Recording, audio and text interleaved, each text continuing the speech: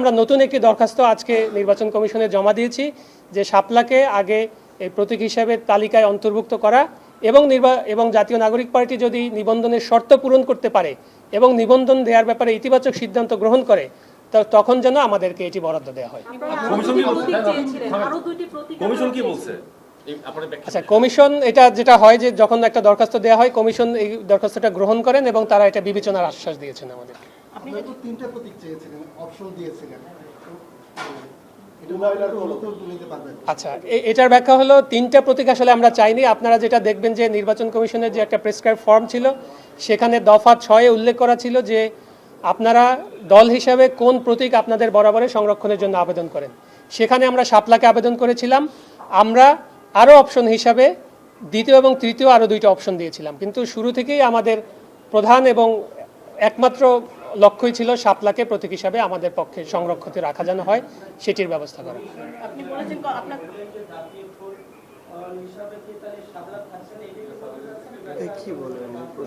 না, দেখুন এই প্রশ্নটি আসলে জাতীয় ফুল কোনটা থাকবে না থাকবে এটা আসলে কমিশনের সিদ্ধান্ত গ্রহণের বিষয় না।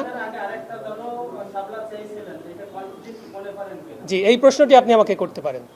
আমাদের আগে অন্য একটি দল চেয়েছিল বলে আমরা দেখতে পেয়েছি। সেক্ষেত্রে আমাদের ব্যাখ্যাটি হলো যেহেতু ওই নিবন্ধিত রাজনৈতিক দল তারা যখন নিবন্ধন পায় তখন নির্বাচন কমিশন থেকে তাদেরকে কেতলি মার্কা বরাদ্দ দেওয়া হয়েছিল। তারা যদি নতুন করে আবার এই প্রতীকটি চেঞ্জ করতে চায় তাহলে তাদের কিছু ফর্মালিটিস আছে, তাদের অনেক বেশি বার্ডেন আছে যেটা আমরা নতুন দল হিসেবে নাই। আমরা চেয়েছি যে এইটা তালিকাভুক্ত করে আমাদেরকে বরাদ্দ দেওয়ার জন্য প্রথমত। দ্বিতীয়ত হচ্ছে নির্বাচন কমিশন যখন নীতিগত সিদ্ধান্ত নিয়ে এই বিষয়টি আইন মন্ত্রণালয় ভেটিংয়ের জন্য পাঠিয়েছিল যেখানে শাপলাকে রাখা হয়নি, এরপরে কিন্তু ফার্স্ট অ্যাপ্লিকেশনটা নিয়ে আমরাই এসেছি। অর্থাৎ আপনি যদি আইনগত বিষয়টি বিবেচনা করেন তাহলে আজকে এই নীতিগত সিদ্ধান্তটি গ্রহণের পরে নতুন করে কে এই প্রতীকটি বরাদ্দের জন্য আবার আবেদন করলো তার একটা অন্যতম লেজিটিমেট রাইট তৈরি হয়ে যায় এই প্রতীকটি বরাদ্দ পাওয়ার। সেক্ষেত্রে আমরা মনে করছি যে শাপলা পাওয়ার আমাদের কোনো আইনগত ব্যারিয়ার নেই। শেষ পর্যন্ত যদি আপনি প্রতীক হিসেবে সংরক্ষিত না করে আপনাদের ডিসিশন কি হবে? একই সঙ্গে যখন প্রতীক হিসেবে সংরক্ষণ না করে ভেটিংয়ের জন্য পাঠানো হয়েছে তাৎক্ষণিক প্রতিক্রিয়ায় আপনারা জানিয়েছেন নির্বাচন কমিশন নিরপেক্ষ জায়গায় নাই। আজকে এই বিষয়টি কমিশনকে জানিয়েছেন কিনা?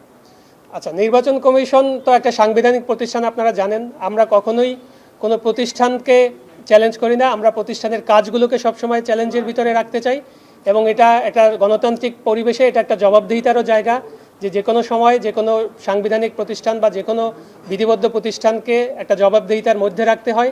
সে জায়গা থেকে এই যে আশঙ্কা, এটি কিন্তু আমরা নির্বাচন কমিশন যখন গঠন হয়েছিল 2022 সালের আইন অনুযায়ী তখনই কিন্তু আমরা আমাদের প্রতিক্রিয়া দিয়েছিলাম যে প্রক্রিয়ায় এই নির্বাচন কমিশন গঠন হয়েছে সেই প্রক্রিয়াটি আমরা সমর্থন করি না। সেই অবস্থান আমাদের এখনও বর্তমান আছে এবং আপনারা জানেন যে আমরা ঐক্যমত্য কমিশনের যে সংস্কার প্রস্তাবগুলো নিয়ে আলোচনা হচ্ছে সেখানেও নির্বাচন কমিশন সহ অন্যান্য সাংবিধানিক প্রতিষ্ঠানের নিয়োগগুলো যাতে স্বচ্ছ এবং সুন্দরভাবে হয় সেখানে কিন্তু আমাদের আলাদা প্রস্তাবনা আছে এবং সেটার জন্য আমরা কথা বলছি।